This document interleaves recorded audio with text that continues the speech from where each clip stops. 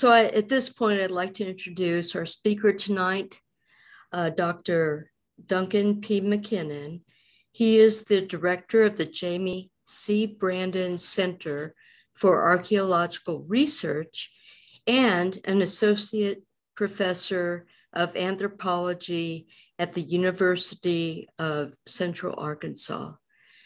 He has multiple publications, including chapters in the archaeology of Caddo, historical archaeology of Arkansas, a hidden diversity, and reconsidering Mississippian households and communities. He has several chapters and is a co-editor of Archaeological Remote Sensing in North America, Innovative Techniques for Anthropological Applications, and the list goes on. He's also helping me very much to put together the annual meeting, which will be at the end of September. And you can find that information on the Society's website. So without further ado, I would like to introduce Duncan McKinnon. And the title of his talk is The Use of Historical Images to Evaluate Archaeological Landscapes. Okay, well, thank you, Marilyn. Let me share the screen here and pull up the slide. All right, I'm assuming everyone can see the title slide. We good to go? All right, oops. Clicking around here. Okay, I need to make sure I can see it too. All right.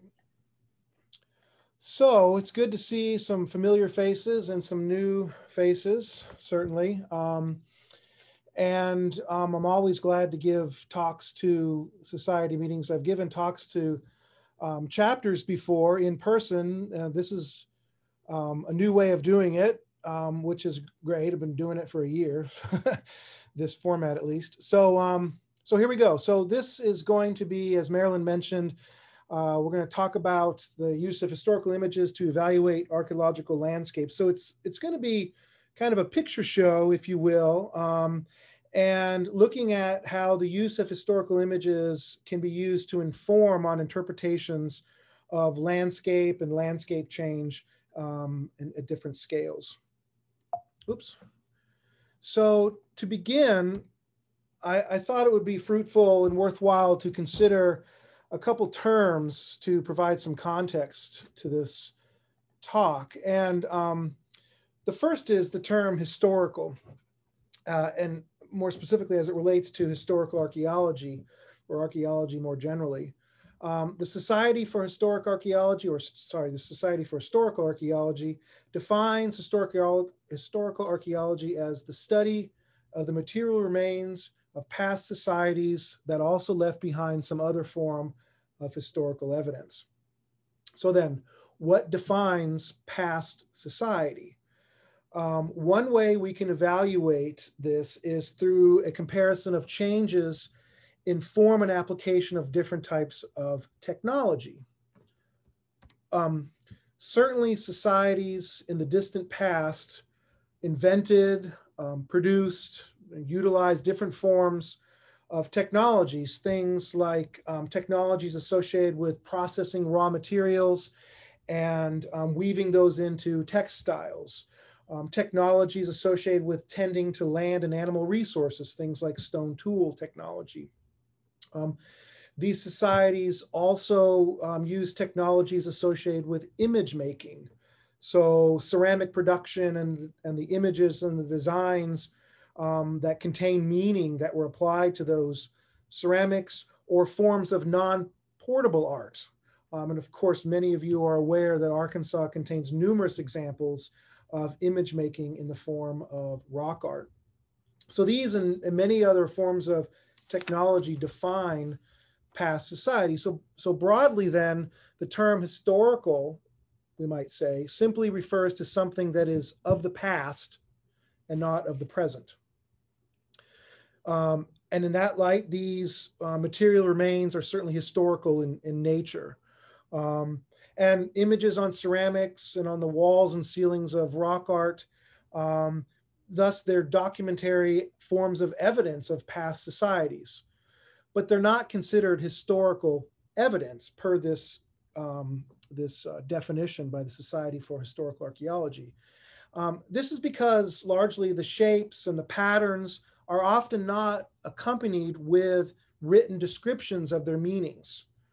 They are of greater antiquity and not usually the subject of the discipline of historical archaeology.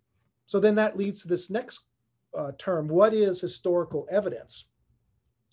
Let's move a little bit closer in time and consider the process of image making.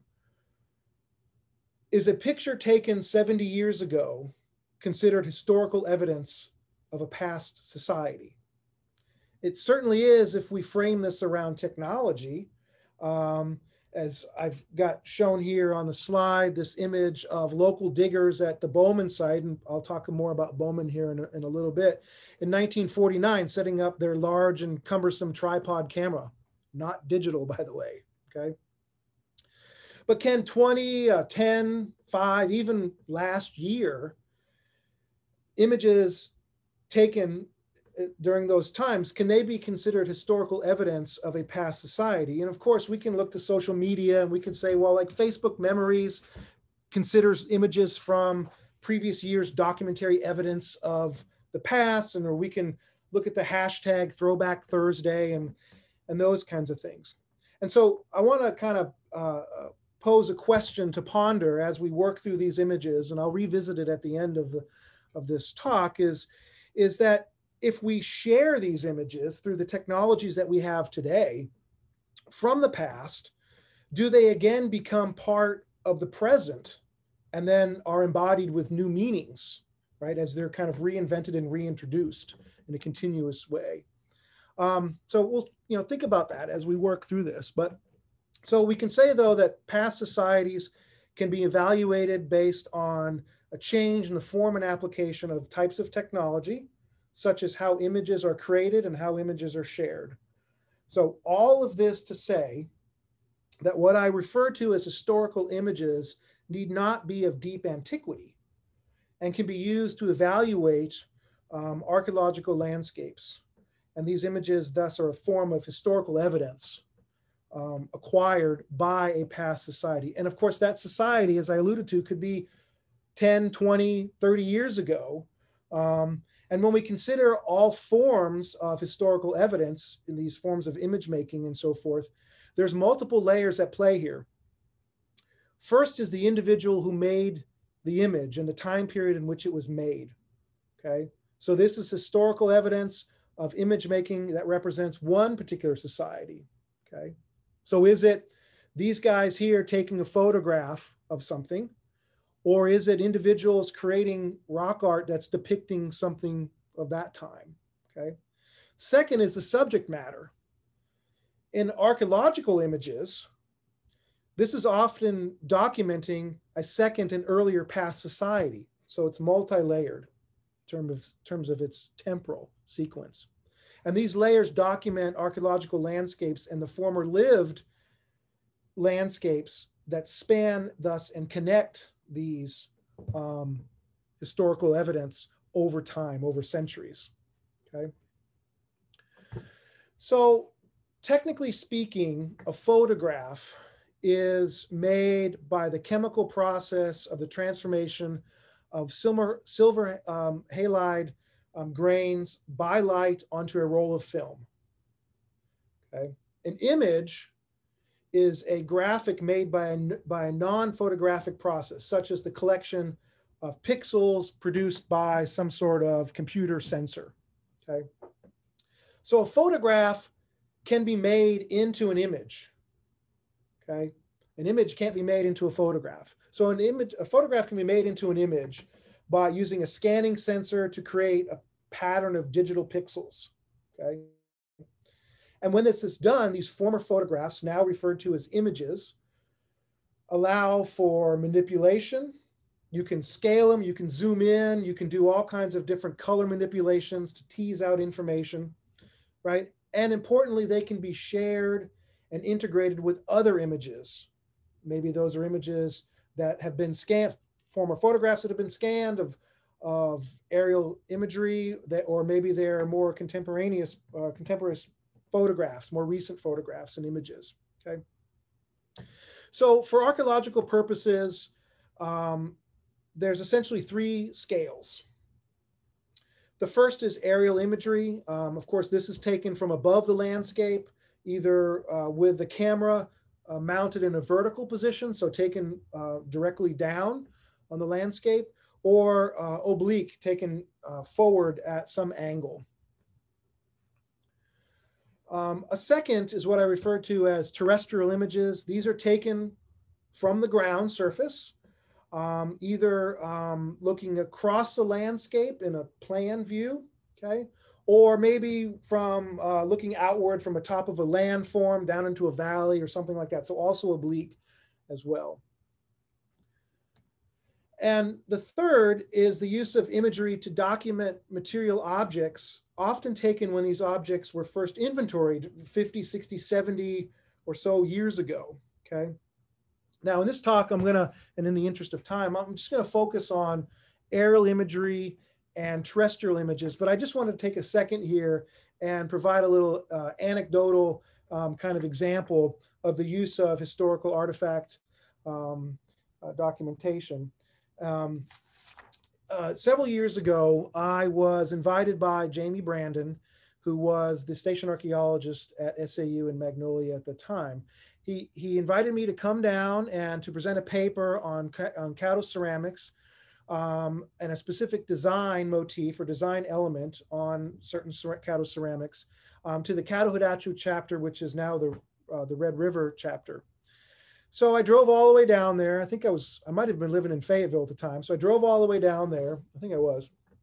And a few hours before the meeting, it was realized that a small display of actual Caddo ceramics would be beneficial and productive. So the audience could see these designs in real form, so to speak, as opposed to in 2-dimensional on the screen.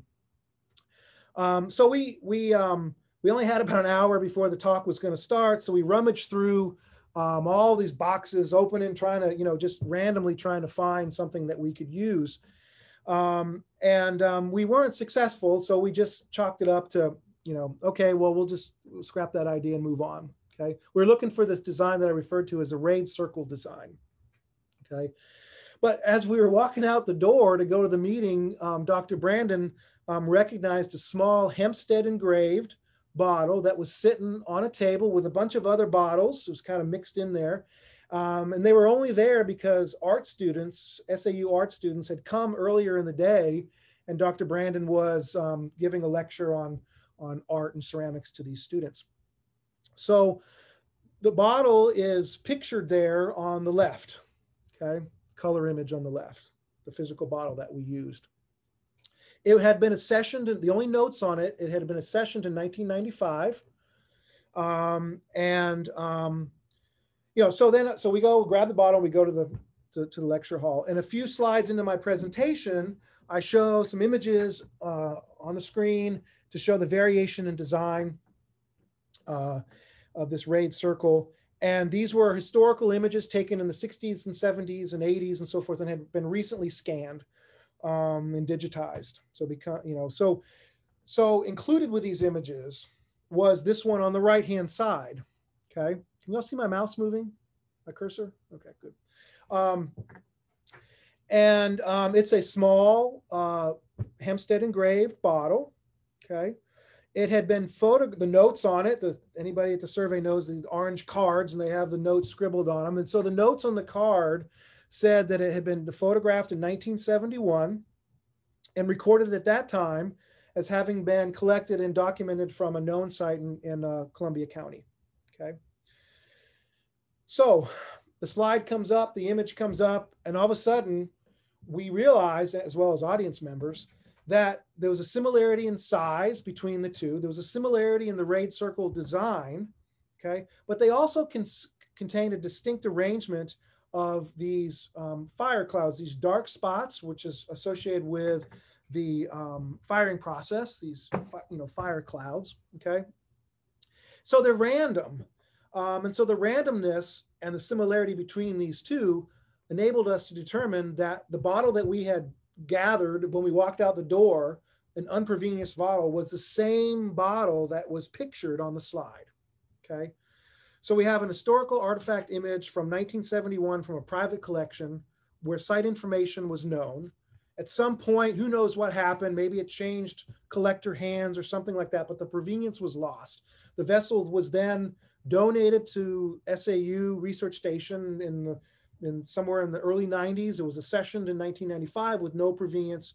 And then through this process of using historical imagery, and granted it was haphazard, it was finally reassigned its provenience through the use of this historic artifact image. So just an anecdotal example of the application of that, okay?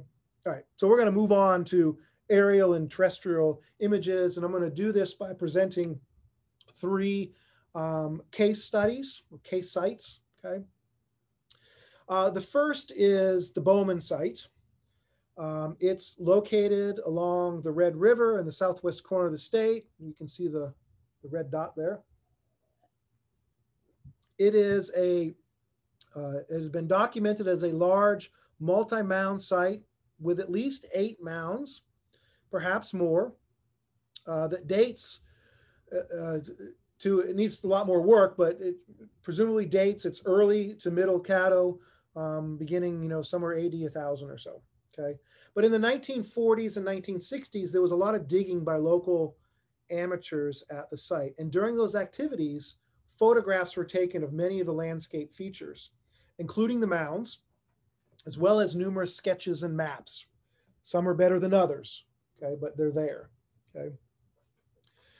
So anecdotally, there is a general expectation that the site has been disturbed quite heavily over the years as a result of agricultural production, and access to the site has not been available for many years.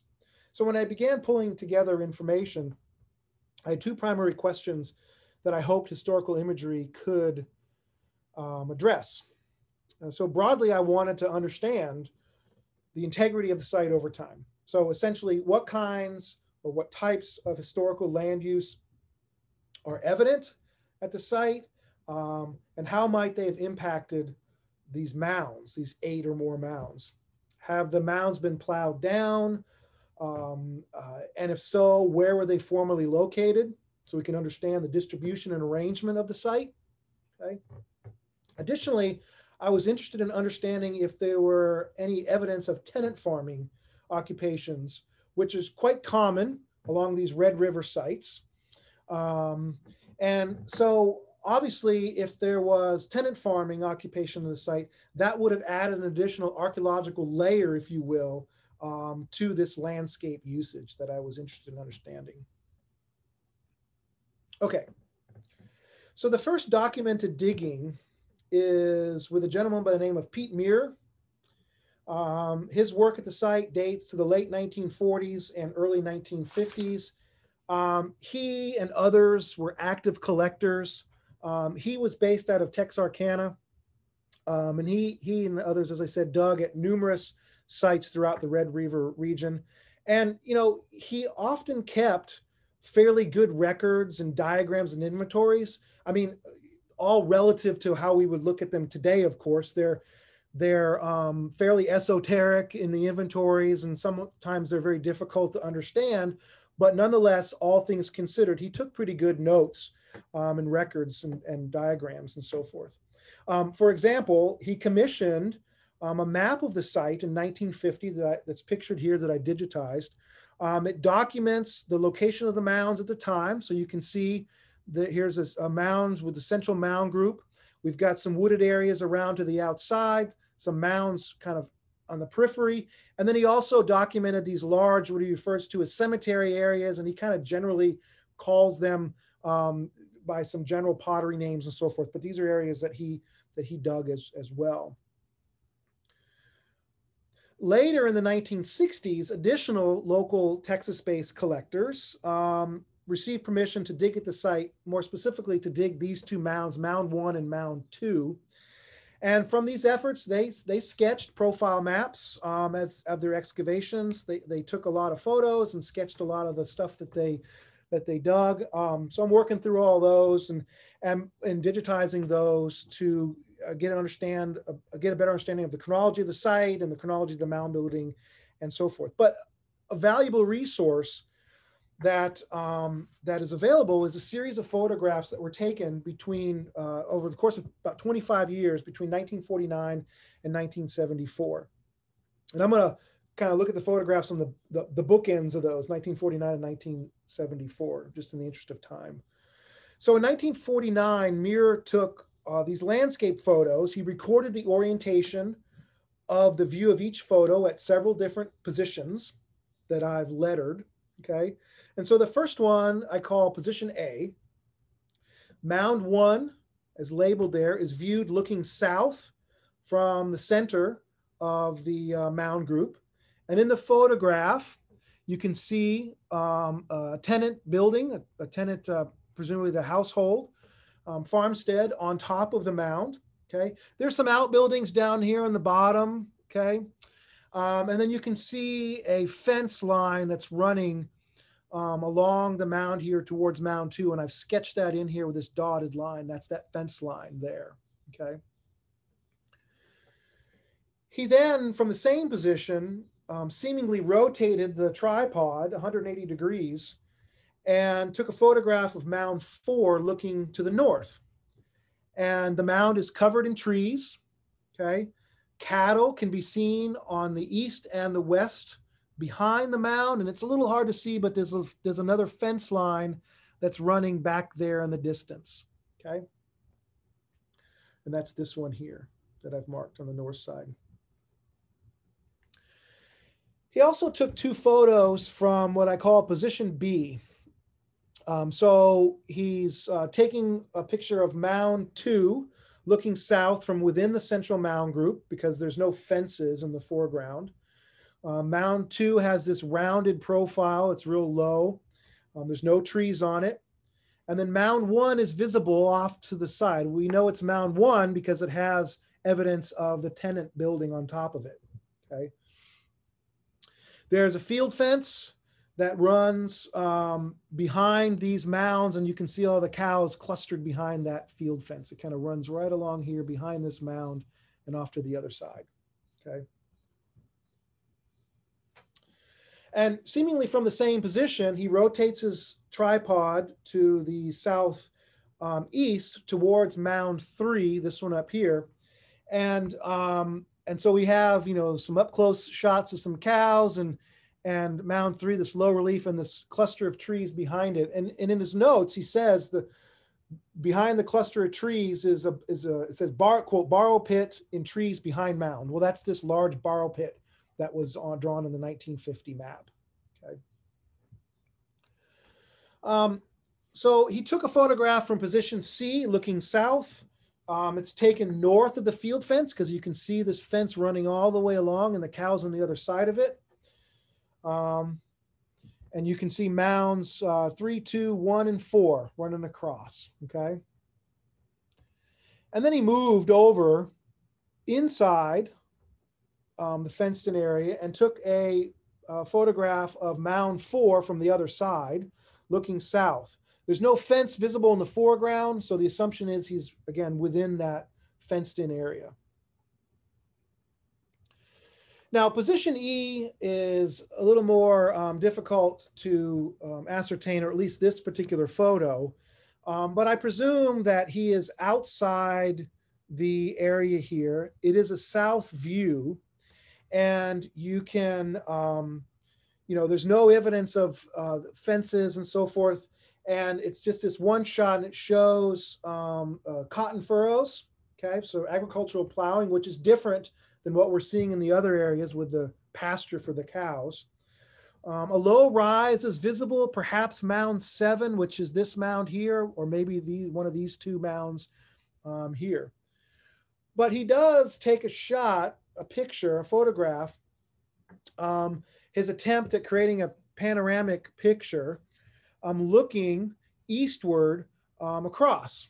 Okay, and in fact, he labels it panoramic east view. So we have mounds 4, 3, 2, and 1, right? And you can see the long fence line running across there, the cows on the other side of the fence. You can even see windblown debris there pushed up against the base of the fence. And you can see the tenant buildings and so forth on top of mound 1 as well. So in 1949, we can see that the mounds were all intact and visible on the landscape.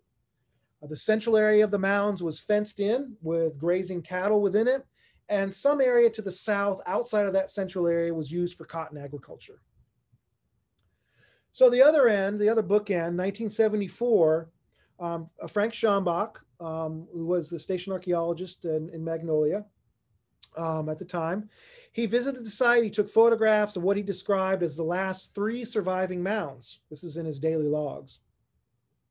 So the 3 large mounds are 1, 2, and 3. Okay, so he's standing out here somewhere, moving through. He's probably not on a tripod. He's probably walking through and taking shots as he's going through the site. Okay. So the first photo is a north view outside here of mound 1. And the important thing about that is that the tenant house on top of mound 1 is no longer there. Okay. And then we have mound 2 looking south with mound 1 again, and then this position of all 3 of the mounds that Frank said were left at the site at that time. Okay. But in the second one here, you can see that the fields are in fallow. Both of them, you can see the fields are in fallow, but you can see corn stubble and so forth. And so you don't see any cattle in any of the photographs. You don't see any fences in any of the photographs. So the assumption is that that when we compare the 1949 images to the 1974 images, 3 conclusions can be made. The first is this change in landscape use from cattle pasture within the central mound group and cotton agriculture around it to corn agriculture by the 1970s. It's also apparent, as I mentioned, that the tenant occupation is gone. Okay. And then, as I noted, by 1974, Frank mentions that only 3 of the 8 mounds were still visible on the surface. Okay, quite prominently too. Okay. All right. So when we compare then the 1950 map and we overlay that to Google Earth images using the Google Earth historical imagery tool, the integrity of the landscape, the current landscape or recent landscape, can be evaluated. So it's clear that since 1974, mounds 2 and 3 are gone. So here's mound 2 and mound 3. And if we look at them with the mound map removed, all we have are these soil stains, these circular stains in the landscape. So they're gone. Okay. At least not visible. Okay. It seems that only mound 1 down here is potentially there, covered in the trees. Okay. And then there's these outlier mounds, mound 5 over here and mound 10, which may or may not be there in the trees or not. Okay. So then the question, has the site lost? So it has been impacted heavily, but has it lost all of its interpretive integrity? The former locations of the mounds clearly responds to these circular soil stainings visible in the Google Earth imagery. So as I already pointed out, 2 and 3, but then we have, this is mound 4 here, and you can see another one here, a small mound, another one there, a small mound, right? So in terms of the mound locations, we can deduce where they were located based on the soil staining. And a small surface collection was done by David Jean in January of 2000, 20 years ago now. But his surface collection revealed that artifacts are still distributed across the landscape. So in a single visit, he collected prehistoric stuff. I've got some lithics there, but there's also some sherds, really sherdlet stuff that's been plowed up, right? That's not pictured.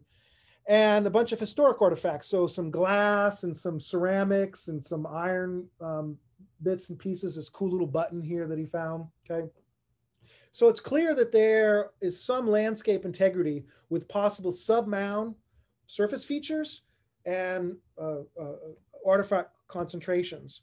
So, with permission to get onto the landscape, with landowner permission, a systematic program of surface collection along with remote sensing survey can help confirm the location of these mounds, and could also help define the extent of the activity areas for the tenant farming location as well, which is now another component, another archaeological component to this particular landscape, in addition to the Caddo component.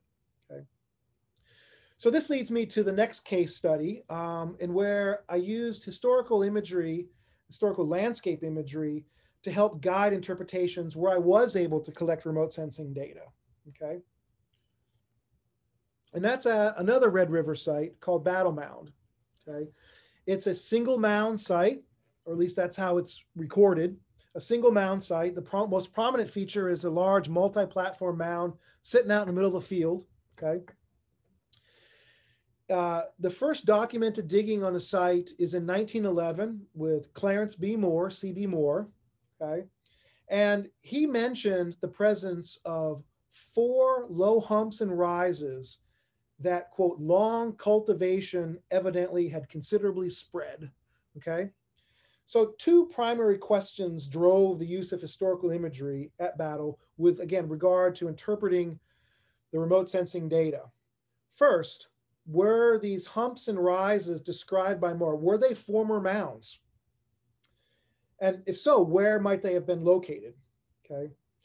We know from archaeological evidence elsewhere that along these Red River or floodplain sites, I should say, the Caddo built their structures on low rises. Okay.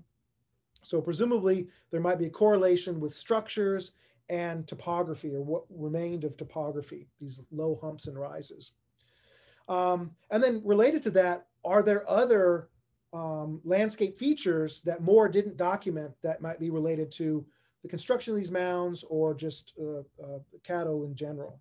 Okay. And second, there is evidence of tenant farming occupation, many photos that I'll show you here in a minute. So I was interested in understanding the distribution of this occupation and its impact on the visibility of the Caddo archaeological record, again, as it's related to the use of remote sensing. Okay, so much like Bowman, there are historical images that document a landscape use in the late 1940s to the early 1950s, focused on cotton farming and cattle pasture. So you can clearly see 1949, Glenn Martin, another collector, these massive cotton furrows, okay, the Battle Mound off there in the distance. And then the image on the top right there shows the cotton going right up to the edge of the mound in a fenced area. And look at the cows are on the other side of the fence, which happens to be the mound itself. So the cattle are grazing on the mound, okay? And Lynn Howard here, who excavated in 1948, he was fascinated with the cows up close for some reason and took a couple pictures, okay? So we can see some evidence of the cows themselves. So there's clearly a history of landscape use that has the potential to impact the archaeological remains and reduce mound visibility through plowing, never mind the destruction of cattle. So today the site is in pasture. They no longer grow cotton, and the cows are restricted from climbing on the mound, or at least in principle, that's the goal. Everybody who works on sites with cows know that they do what they want to do. So you can see here on the right, it's disked. So it's still plow, but it's a low impact form of plowing. They disk the site in the fall to plant winter wheat and let the cows go out on the property in the winter to graze, okay? So there's still some impact to the site with the disking. And as I mentioned, the cows and their curiosity and their kind of destructive nature of them, especially when there's a lot of them around, okay? Oh, I forgot that I put this in here. So, and when it rains out at the site turns into this muddy mix of suck your boot clay and horse manure. I'm sorry, cow manure, okay? And so you can see me standing in it, right? So I'll save that for another talk, right? But that's what the site looks like today, or at least in 2008, okay?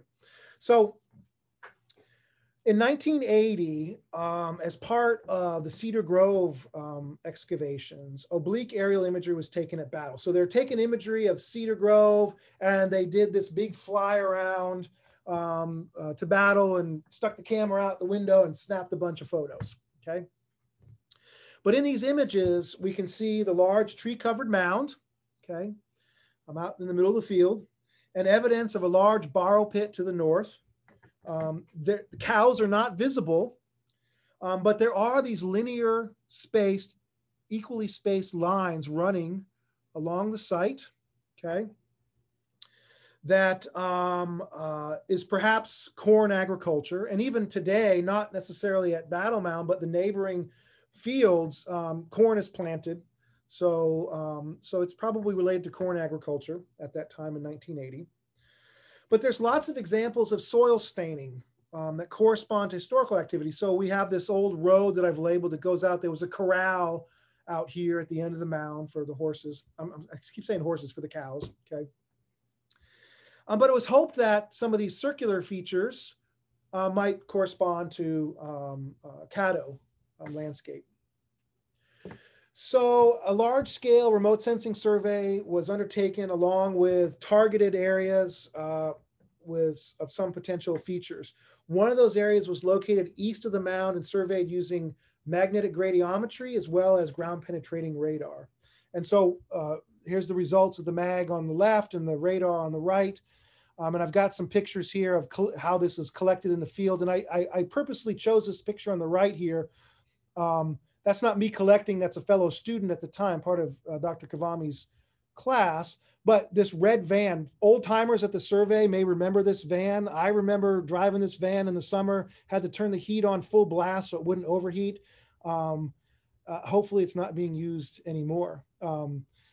But when we compare the results of the magnetic radiometry and ground penetrating radar to the historic aerial imageries, look at this, a borrow pit, okay? That has since been dried up over the years, okay?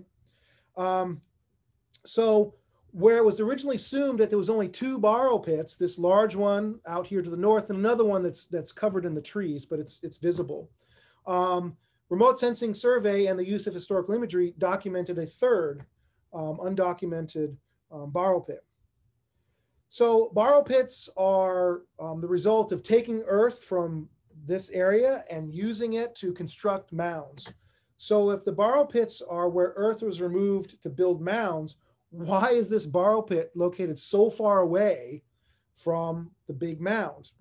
So that was the question. Could these borrow pits be related to these low humps and rises that C.B. Moore documented in 1911? And to test this, as well as test a lot of other things, but in order to test this, a large area was surveyed between, there's the borrow pit there, the newly documented, and the mound. So surveyed using, over several years, using magnetic radiometry.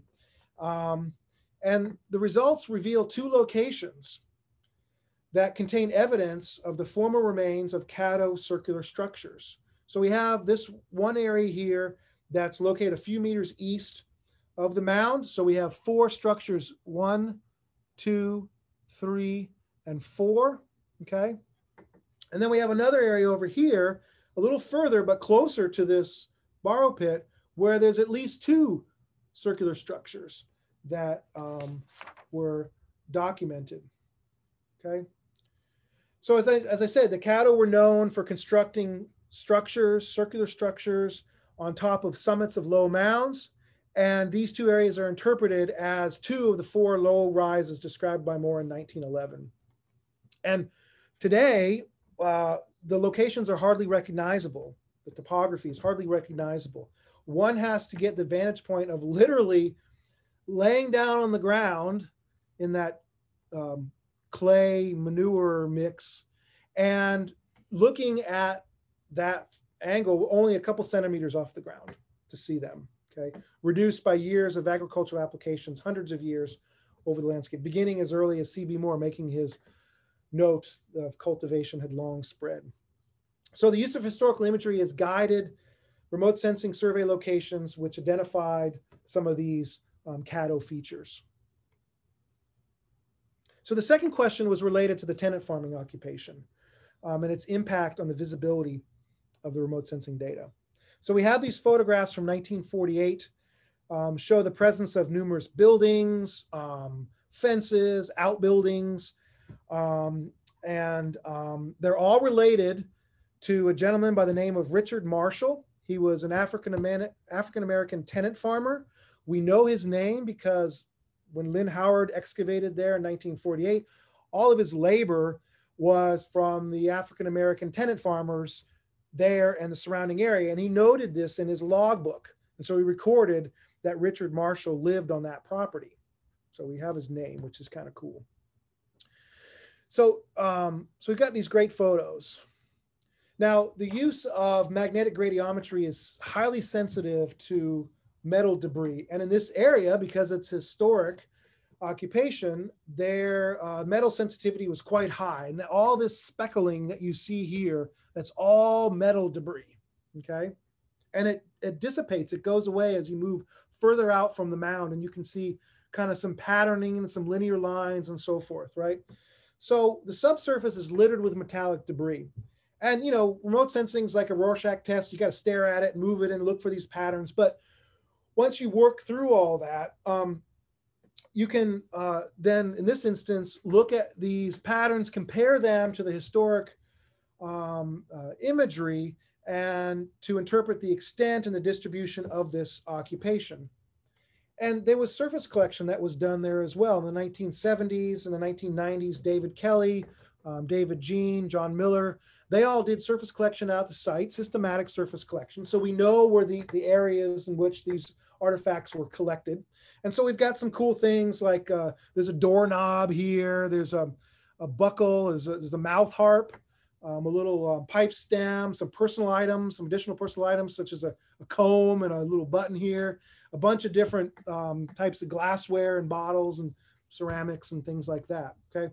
So here's the cool thing about this though, is that the purpose of taking the photographs in 1948 was not to take a picture of the tenant farm. I mean, I can't say that for certain in Lynn Howard's mind, but I would imagine he considered them an eyesore, right? He was not taking a picture of the tenant farm. It just happened to be there and it was in the way. His goal was to take a picture of the mound, okay? He was there to excavate and document the caddo occupation. So, but that's the thing. These photographs that he took provide insight into features on the landscape that were not considered archaeological at all when he took these photos in 1948, but they're now part of the archaeological record and landscape at Battle Mound, and none of the buildings exist anymore. So now we have this multi-layering, again, of the archaeological record informed by these historic images. Okay, zipping along here to our third case study, Camp Halsey. Camp Halsey was a civilian conservation corps camp located in northern Faulkner County. Young men from around the state and some from the neighboring states occupied the landscape on two different occasions. The first was as Company 1706 from October 1934 to November 1936, and then again as Company 4748 from October 1937 to April 1939. So we've got an approximately 11-month window between those two occupations when it was not occupied, but the buildings remained standing during that middle abandonment. But by the final abandonment in April 1939, all of the standing structures, the wooden buildings, they were removed, okay? And what remains today, there's several concrete slabs, there's a pretty elaborate gray water and sewer water management system. There's a couple partial chimneys. There's a stone message board that sits right out in the middle of the field. Some of y'all went out there in May. A lot of the station archaeologists came out. I don't know, 5 or 6 of y'all. Mel was out there, state archaeologist, and got to see some of this stuff firsthand. So there's not a lot out there in terms of standing features, okay? Now, the purpose of the camp and all these camps, many of these camps, was to train enrollees in a wide variety of soil conservation, erosion control, and forestry. So they did terracing work, They did gully control, they planted trees, they seeded fields, they did stream and bank protection and so forth. So upon beginning this research, I had these two questions in mind. What was the distribution and arrangement of the buildings? Okay, how are they organized? Okay, and what types of buildings were present there? Okay, so that's kind of a twofold question, a two-scalar question. How are they organized and what types of buildings? And the second was, how has the landscape been used since it was abandoned in 1939? Okay. So one way to evaluate the distribution and arrangement of the buildings is through the use of historical imagery, specifically Soil Conservation Service aerial imagery. So I've got this image from February 1937, graciously shared to me by the guys at Flat Earth Archaeology, okay? And only after this is in February 1937, only 3 months after the site was abandoned, about 3 months, okay? During that middle period, okay? And the overall arrangement of the camp, the number and positioning of the buildings of various sizes, the location of a road that runs through the camp here, and you can see all the terracing and so forth that they constructed. Today, the landscape is a horse pasture, essentially, where the locations, as I mentioned, of the former buildings are if they're temporary, they're not there, or if they were on slab, many of them are covered in the vegetation, okay? So I got an image here of some, image here of some students collecting electrical resistivity, and so you get an idea of the landscape, and we always have horses coming up and visiting us and wanting to know what the hell we're doing, okay? So in order to properly compare the 1937 historic soil conservation imagery with the current landscape, a low altitude drone images were collected at an altitude of about 300 feet, okay? Images were stitched together to make this mosaic of the current site landform and the distribution of the current vegetation features. So we can clearly see the terracing, right, still visible today. We can see the former location of the road that runs down, turns its corner, and around this cluster of juniper and cedar trees, depending on where you're from, whether you're cedar or juniper, right? Okay. And when we overlay the two images using a GIS, combine them, a fairly clear picture of the arrangement of buildings in the current landscape can be evaluated. So we've got this long row of 6 buildings that runs along Front Street, the former road, okay? And in today, these are all situated in an open pasture. And then we have another group of 5 buildings along the north side. And today they're all pretty much located in the snake and tick infested woods, okay? And then we've got several additional buildings off to the east here that run perpendicular to those other buildings. So we can look at the distribution of the buildings. But in terms of what types of buildings, what do those boxes represent? Several historic images have helped. I'm just going to highlight 2 of those here. The first one here, image A, okay? It's a photograph taken in 1934. It's described in the archival records as, quote, Front Street at Camp Halsey, looking west, 35 CCC enrollees housed per barracks, okay? So using this aerial imagery, the position of the photographer can be established right here as A, and informs on the types of buildings that represent these 6 buildings along Front Street, all of these barracks. So we have the visual evidence of the barracks, plus the archival evidence that talks about 35 CCC enrollees housed in these barracks. An additional covered structure over here that I've zoomed in on is visible. It's currently interpreted as a pump station, a gas pump station, a fuel station, a petro station, because it looks, not only is it on the road here, but it looks to contain a glass top gas pump. And to give you an idea, I just grabbed this off the internet, right? This is what they looked like of the time. We haven't surveyed, we haven't done any work in that area. Presumably there's a tank buried there. Remote sensing will certainly find that, but we just haven't got there yet, unless they pulled it, okay?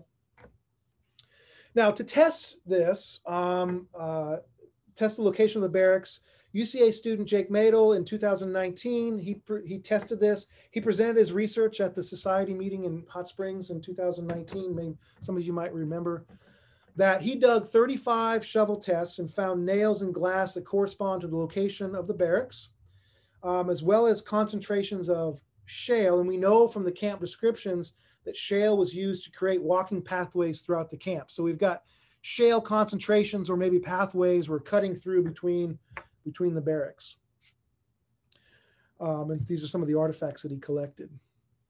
And then using his initial assessments, we've begun a program of systematic metal detecting. So we've delineated these 10 by 10 meter grids that correspond to the larger site grid in the remote sensing survey areas. And artifacts that are identified are flagged. They're mapped in order to better understand the relationship between the current landscape and the past landscape. So we've got this one grid, two grids actually. So we've got some nails and some wire, and bolts is plural, but there's just one bolt there, okay? And when we then put this over the top of the historic aerial imagery in this overlay, these concentrations of nails, wires, and bolts directly correspond to the location of these former buildings, okay? So pretty cool. A second image, also taken in 1934, is 11 individuals standing in front of an office building. We know it's an office building because it says right there, office, okay? There's a screened-in porch, a small chimney attached to the building. There's also a perpendicular building over these guys' shoulders here. Given its perpendicular arrangement to the office, it's interpreted the position of the photographer is where I've noted B here, facing this way, this building here, and you can see barrack number 6. Those are just arbitrarily numbered, but barrack number 6 over the shoulder of the photo, okay? And beginning in 2019, and again this May 2021, underneath the trees over in here, is a stone slab and the base of a former chimney, right? So these were tested as being the location of the office building. So the large slab was exposed. You can see that here. There's an excavation unit that was put outside where we assume the front door to be. And guess what the students found? They found a door hinge, they found a door spring, and of course they found lots of nails, okay? And then the chimney base was also exposed and documented. And the cool thing about that, apart from the chimney base in itself, was found within the hearth, or next to the hearth, was a 10-cent CCC camp token pictured there. And I actually did a artifact of the month write-up on this last year. So you can go out to the surveys page and read more about this camp token. So we've got the historical image of Front Street, and we've got the historic images of these terrestrial base, right? And so they've guided our data collection in terms of the distribution and types of buildings that are present at Camp Halsey. So that leads to the second question of how the landscape's been used since 1939, when it was fully abandoned. It's very clear when we, I don't have it here, but from a previous slide, when we look at the 1937 aerial imagery and the 2021 drone imagery, that much of the landscape is still intact. So the terracing and so forth has not been flattened by plowing. And we know from the landowners and discussions with them that the landscape's been used for grazing of horses. So apart from the overgrowth around the site, which is, there's quite a bit, many of the subsurface features are likely still intact if subsurface features still exist. But it's also been used by the family over the years as a landscape to make memories, okay? So we have these two photos here, taken in 1937 when the camp, between its occupied time, of Fay and Maud Blythe. The Blythe family are cousins to the Halsey family. They've been living out there forever. They got roads named after them and everything, right? So it's clear here that these two women are having a fun day, trying to build a snowman on a sunny day, probably after a snowstorm, and the sun comes out and they're out there playing in the snow. So they're first out here. You can see the barracks, you can see the water tower, right? And then they move over and get a kind of a posed picture of them in front of the recreation hall chimney, which has a hearth on the outside and there's a hearth on the inside, right? The building no longer stands, but the chimney is still there, okay? I always wish I knew who was taking these pictures. They didn't record that information, okay? But current memories as well. This is a picture here of Janice Halsey. She's the landowner. She's cousin to Marianne and Larry Halsey, who occupy the site, or Marianne now, who occupy the site. And she's not been able to go out there and visit the site in many years because she's mobility impaired. So we loaded her up in a buggy, and Lanita and I, and we drove around the site, where she just would not stop talking in a very good way about her experiences and memories of the landscape, right? And bringing those things back to life, okay? So enjoying this landscape.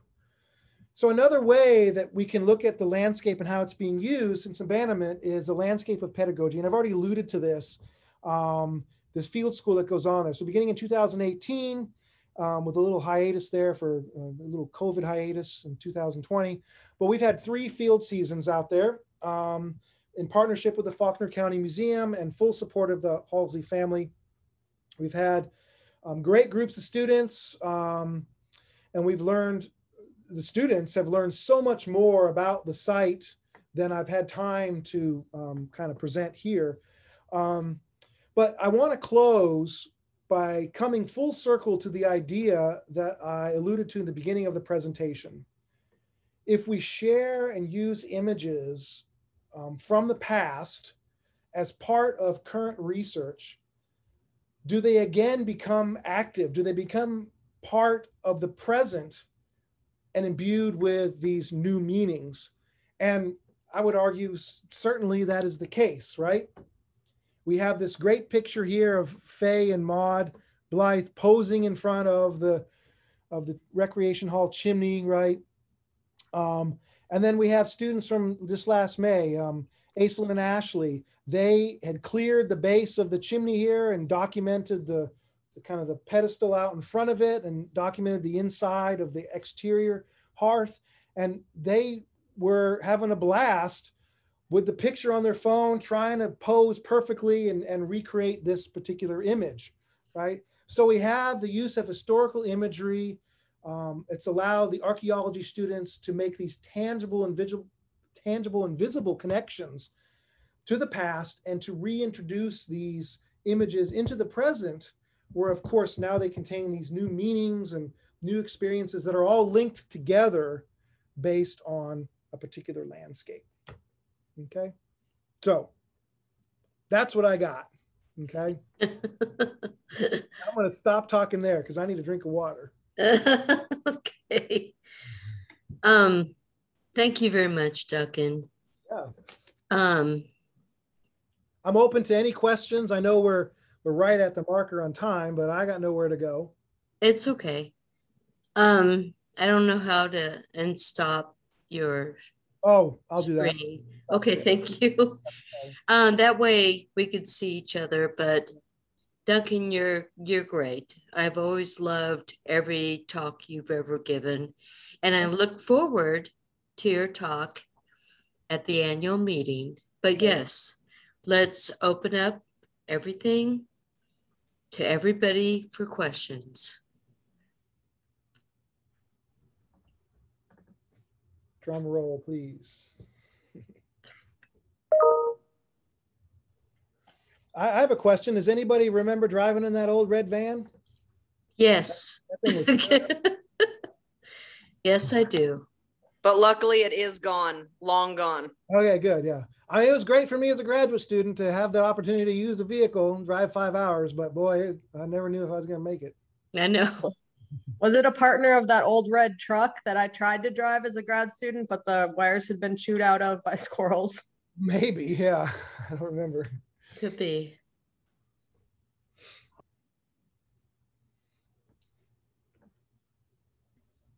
Well, I think Duncan, that how you tie stuff in and bring like images into what we know archaeologically and historically, and I think that's a wonderful thing, Duncan.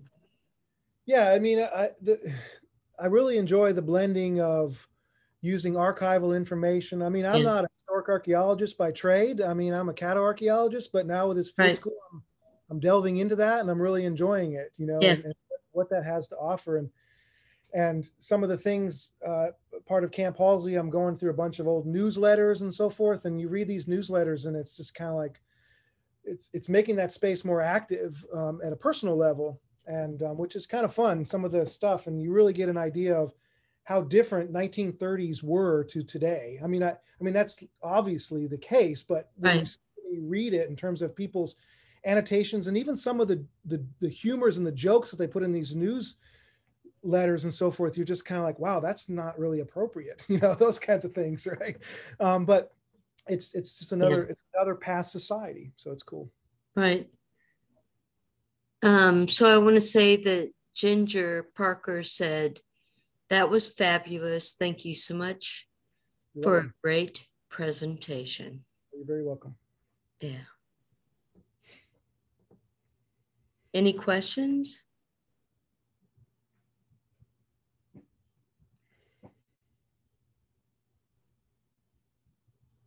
Oh, come on. I don't have a question, but I agree with Marilyn. I'll say, you know, trying to situate those particular mounds from various old photos can be difficult, because, you know, the mounds in a photograph are not that tall, and they're usually covered with trees. So you have kind of a little rise with lots of trees, and they're off in the distance, so they're kind of small. So it can be really tricky. I commend you there for getting the fence lines and the cows versus cotton field and that sort of thing. It is tricky. It's a challenge, and that's the beauty of digitizing them and making them available that you can zoom in, and then you start looking at, okay, this tree branch is similar to that tree branch, but from a different angle. So therefore I'm looking at the other side. And so you have to make those assertions and assumptions based on the orientation of the trees. So tenant farming helps, right? But sometimes those aren't there. Yeah. Well, it's interesting. Thank you. Yeah, you're very welcome. Any more comments? Questions? Well, I thank you all for listening to me ramble on here. And I know that Marilyn will probably say this as well, but I hope to see you guys all at the meeting in a few months here on the UCA campus. Take you around the University of Central Arkansas, show you around Conway a little bit. And it's in the fall, so you won't melt as much. But so I hope to see you guys there. Thank you, Duncan. You're very welcome.